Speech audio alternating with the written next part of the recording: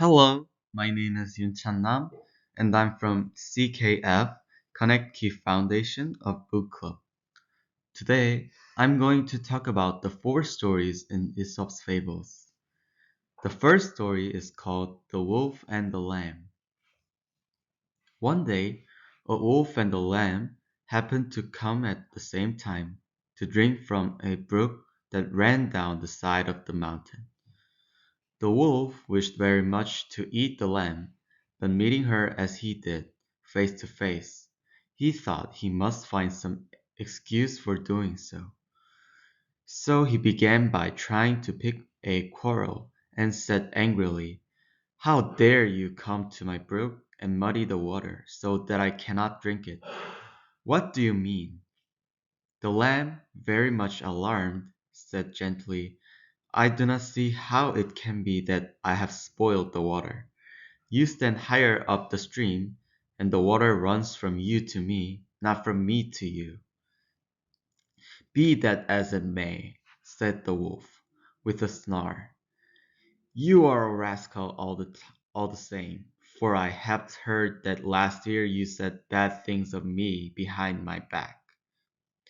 "Dear Mr. Wolf," cried my poor lamb, "that could not be, for a year ago I was not born.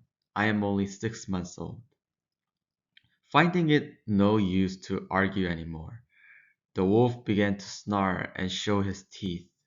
Coming closer to the lamb, he said, "You little wretch, if it was not you, it was your father, so it's all the same."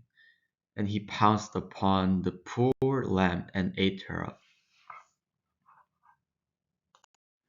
The second story is The Dog and His Shadow. A dog once had a nice piece of meat for his dinner. Some say that it was stolen, but others that it had been given him by a butcher, which we hope was the case.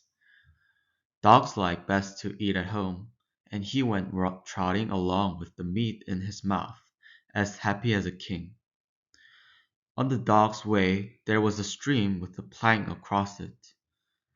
As the water was still and clear, he stopped to take a look at it. What should he see, as he gazed into its bright depths, but a dog as big as himself, looking up at him. And lo, the dog had meat in his mouth. "I'll try to get that," said he. "Then with both mine and his what a fist I shall have." As quick as thought he snapped at the meat, but in doing so he had to open his mouth, and his own piece fell to the bottom of the stream. Then he saw that the other dog had lost in piece too. He went sadly home. In trying to grasp a shadow, he lost his substance. The next story is The Crab and His Mother. "My child," said a crab to her son, "why do you walk so awkwardly? If you wish to make a good appearance, you should go straight forward, and not to one side, as you do so constantly."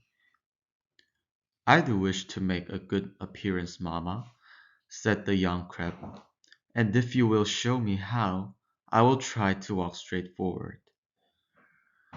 "Why, this is the way, of course," said the mother, as she started up to the right. "No, this is the way," said she, as she made another attempt to the left. The little crab smiled. "When you learn to do it yourself, you can teach me," he said, and went back to his play. The last story is The Ants and the Grasshoppers, one of the most famous story in Aesop's fable. The ants and the grasshoppers lived together in the great field. The ants were busy all the time gathering a store of grain to lay by for winter use. They gave themselves so little pleasure that their merry neighbors, the grasshoppers, began at last to take scarcely any notice of them. When the frost came, It put an end to the work of the ants and the chirping and merrymaking of the grasshoppers.